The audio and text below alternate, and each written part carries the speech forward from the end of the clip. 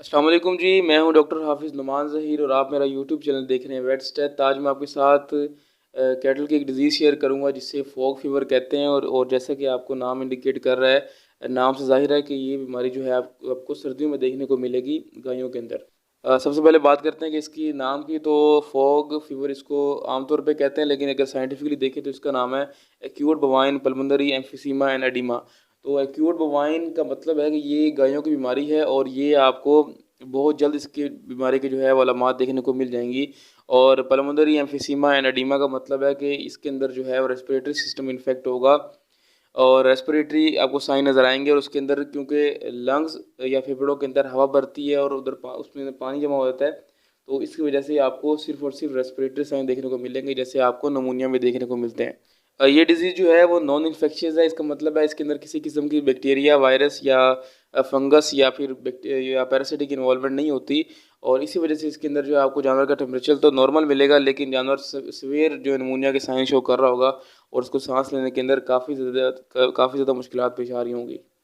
अगर इसकी एपिडेमियोलॉजी की बात करें कि इसका मतलब है कि कौन कौन से फैक्टर इस डिज़ीज़ के अंदर इन्वॉल्व होते हैं जिसकी वजह से जो है ये डिज़ीज़ हो जाती है जानवरों को। तो असल में होता ये है कि जब चारे की शॉर्टेज होती है तो उन दिनों के अंदर जो है हमारे पास तूड़ी या फिर जो भी ड्राई चीज़ है, हे वगैरह और वंडा वगैरह अवेलेबल होता है, वो हम जानवरों को खिलाते हैं। तो लेकिन जैसे ही अगर सर्दियाँ आ गई हैं और आपके पास सब चारा जिस तरह की बरसीम और लूसन वगैरह है, तो वो आपके पास अवेलेबल हो जाता है। और इस दौरान अगर आपके पास पहले है या तूड़ी वगैरह का स्टॉक ख़त्म हो जाए, तो आप फौरी तौर पे जानवर को सब चारा डालना शुरू कर देते हैं। और सब चारा डालने के 4 से 10 दिन के बाद ही आपको जानवर के अंदर जो है वो ये साइंस देखने को मिल जाते हैं इस बीमारी के। तो इस बीमारी ये जो बीमारी है ये 2 साल से बड़ी उम्र की जो है गायें, उनमें देखने को आपको ज़्यादा मिलती है। तो और इसके अंदर जो है बीमारी की परसेंटेज है कि कितने जानवर जो है इसके अंदर इन्फेक्ट होते हैं। तो अगर आपके पास 100 जानवर है तो ये बीमारी इस तरह की है कि आपके 100 के 100 जानवर जो है इस बीमारी से बीमार हो जाएंगे। और अगर बात करें मोर्टेलिटी की, तो इसके अंदर जो है जो शरह अमवात है वो 50% है। अगर आपके पास 100 जानवर हैं तो उसमें से 50 जानवर जो हैं उनकी वो एक्सपायर हो जाएंगे, उनकी डेथ हो जाएगी। और जो 50% वो आपके जानवर सिर्फ बचेंगे। अब बात करते हैं इसकी पैथोजेनेसिस की कि इसके अंदर ये बीमारी जो है वो किस वजह से होती है। तो ये जो बीमारी है ये क्योंकि सब चारे के अंदर जो है हाई अमाउंट के अंदर या ज़्यादा मिकदार के अंदर एल ट्रिप्टोफान जो कि एक अमाइनो एसिड है वो प्रेजेंट होता है। तो ये है तो फ़ायदे की चीज़, लेकिन जो है जैसे जब जानवर को अचानक से कोई खुराक दे दी जाए तो जानवर के जो मैदे के अंदर वो जरासीम नहीं बने होते जो उस खुराक को हज़म करें, तो इसलिए जो है वो खुराक जो है उसके लिए नुकसान का बायस बनती है। तो इसी तरह इसमें भी इस बीमारी के अंदर भी ऐसे ही है कि लश पास्चर जो होता है, जो सब ग्रीन पट्टा है, उसके अंदर जो है ज़्यादा तादाद होती है एल ट्रिप्टोफान की। तो जो कि क्योंकि ये जानवर के मैदे के अंदर उस टाइम हज़म नहीं हो पाता क्योंकि जरासीम नहीं बने, तो इस वजह से ये जानवर को जो है नुकसान करता है। अब जैसे ही सब चारे के ज़रिए एल ट्रिप्टोफान र्यूमन के अंदर जाता है, र्यूमन जो कि एक जो स्टमक का पार्ट है कैटल की, तो वहाँ जाके ये एल ट्रिप्टोफान जो है वो एक चीज़ में कन्वर्ट होता है जिसे कहते हैं इंडोल एसिटिक एसिड। अब ये इंडोल एसिटिक एसिड जो है लैक्टोबैसिलस स्पीशीज़ की वजह से, जो कि एक बैक्टीरिया है, वो इंडोल एसिटिक एसिड को 3 मिथाइल इंडोल में कन्वर्ट कर देती हैं। अब 3 मिथाइल इंडोल जो है वो ब्लड में एब्जॉर्ब हो जाता है और सिस्टेमिक सर्कुलेशन में जाके ये 3 मिथाइल इंडोल है ये ब्लड के ज़रिए लंग्स तक पहुंच जाता है। 3 मिथाइल इंडोल जैसे ही लंग्स में पहुंचता है तो वहाँ पे जो सेल्स होते हैं, क्लारा सेल्स या फिर न्यूमोसाइट्स जो हैं, जो लंग्स के सेल्स हैं, इसके क्लारा सेल्स की बात करें तो क्लारा सेल्स नॉन सिलेटेड जो हैं वो ब्रोंकियल सिक्रेटरी सेल्स होते हैं, जो कि जो है लंग्स को सिक्रीशन प्रोवाइड करते हैं। तो वहाँ पे जो है ये जो एक एंजाइम होता है जिसका नाम है साइटोक्रोम P450, ये क्लारा सेल्स और न्यूमोसाइड के अंदर इसको 3 मिथाइल इंडोल को कन्वर्ट कर देता है साइटोटॉक्सिक इंटरमीडिएट्स के अंदर। तो साइटोटॉक्सिक जो इंटरमीडिएट्स हैं ये डायरेक्ट नुकसान करती हैं लंग्स को, तो जिसकी वजह से जो है पल्मोनरी एम्फीसीमा और एडिमा होता है। तो एल्वियोलाई की जो वाल्स हैं वो डैमेज हो जाएंगी और उससे जो है वो एयर जो है वहाँ स्टे करना शुरू कर देगी। तो जब लंग्स के अंदर हवा भरना शुरू हो जाएगी और वाल भी डैमेज है, तो उससे वजह से जो फ्लूइड है वो भी लंग्स के अंदर आना शुरू हो जाएगा। तो एक तरह का फ्लूइड और जो एयर है उसका एक मिक्सचर सा बन जाता है, जो कि जिसे लंग्स एम्फीसीमा और एडिमा कहते हैं। तो ये जो स्टेज है इस वजह से जो है जानवर जो है एक सांस लेने के काबिल नहीं रहता और जानवर का जो लंग्स है वो कोलैप्स भी कर सकते हैं और जानवर की डेथ हो जाती है इस केस के अंदर।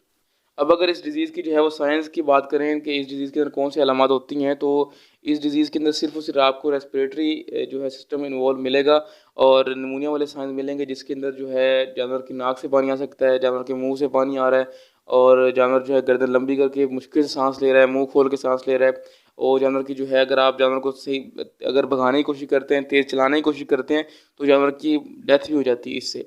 तो इसके अलावा जो है ट्रैंक्वाइल बिहेवियर का मतलब है कि जानवर जो है आपको सुस्त नज़र आएगा, बिल्कुल चल फिरने के काबिल नहीं होगा और बाज़ का जानवर बैठ भी जाता है। तो इसके अलावा जो है इसके अगर आप स्टेथोस्कोप के ज़रिए इसको सुनेंगे लंग्स के साउंड को, तो आपको क्रैकल्स और विज़िज मिलेंगी, मतलब आपको तेज़ कड़कदार आवाज़ मिल सकती है और आपको जो है उसके अंदर सीटियाँ मिल सकती हैं लंग्स के अंदर कि वैसी साउंड आ रही है।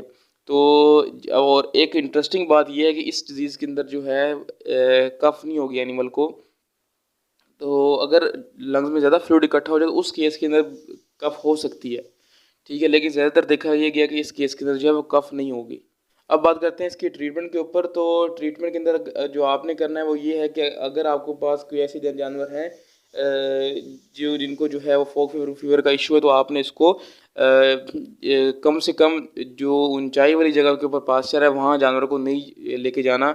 हमेशा जो है वो ज़मीन की सतह के ऊपर ही वहाँ अगर ग्रेजिंग करवा रहे जानवरों को तो वहाँ चराई करवाएंगे, ठीक है। तो इसके साथ जो है आपने जानवर को जो है ब्रोंकोडायलेटर लगाने हैं, जिसके अंदर अमाइनोफेलिन आते हैं, जो आप उसको इंट्रामस्कुलर लगाएंगे या आपको इंट्रावेनस भी लगा सकते हैं ब्रोंकोडायलेटर्स। तो साथ में आपको स्टेरॉइड्स यूज़ करेंगे, जिसके अंदर आप डेक्सामेथासोन यूज़ कर सकते हैं, उसके अंदर प्रेडनिसोलोन यूज़ कर सकते हैं आप, ठीक है। साथ आप जो है वो एंटीहिस्टामिन यूज़ कर सकते हैं, जिसमें फेनरामीन है या क्लोरफेनरामीन है या मेप्रामीन मेलिएट है, ये आप यूज़ कर सकते हैं। इसके साथ आप एंटी डायरेटिक्स यूज़ कर सकते हैं, जिसके अंदर फिरोसामाइड के साल्ट्स हैं। इसके अलावा जो है आप एंटीबायोटिक्स भी ऑप्शनल यूज़ कर सकते हैं, क्योंकि इनिशियली तो इसके अंदर बैक्टीरिया इन्वॉल्व नहीं है, लेकिन लेटर स्टेज के जाके जो है जानवर को सेकेंडरी बैक्टीरियल इन्फेक्शन हो सकता है, जिसकी वजह से मज़ीद जो है सिचुएशन सवेयर हो सकती है। तो आप जो है एंटीबायोटिक्स का यूज़ कर सकते हैं। एंटीबायोटिक के अंदर आप इसको फ्लोरफेनिकोल लगा सकते हैं, आप इसको टाइलोसिन और डेंटामाइसिन की कम्बिनेशन यूज़ कर सकते हैं, आप सिंपल पेनिसिलिन और स्ट्रेप्टोमाइसिन कम्बिनेशन यूज़ कर सकते हैं, और आप लॉन्ग एक्टिंग जो है ऑक्सीटेट्रासाइक्लिन भी यूज़ कर सकते हैं इस केस के अंदर। तो ये सारी एंटीबायोटिक्स हो गई। और लेस सीवियर केस के अंदर जो है आप एनसेड्स भी यूज़ कर सकते हैं, जिसके अंदर आप कीटोप्रोफिन यूज़ कर सकते हैं, फ्लूनोक्सिन मैग्लोमाइन यूज़ कर सकते हैं। इसके अलावा आप एसिक्लोफिनिक यूज़ कर सकते हैं, आप मिलॉक्सिकेम भी यूज़ कर सकते हैं। तो बेहतर ये है, क्योंकि सिचुएशन इसके अंदर सीवियर होती है, तो आप इसके अंदर जो है वो स्टेरॉइड ही यूज़ करेंगे। तो अगर हम बात करें इसकी प्रिवेंशन की कि आप अपने स्टॉक के अंदर जो है जानवर को जो है आप इस डिज़ीज़ से आने से कैसे बचा सकते हैं, तो आपने करना क्या है कि जैसे सर्दियाँ स्टार्ट हो रही हो तो आपके पास इतना खुश्क चीज़ मौजूद हो जिसमें हे वंडा तूड़ी वगैरह शामिल है कि आप जानवर को जो है वो मिक्स करके जो है चारा दे सकें।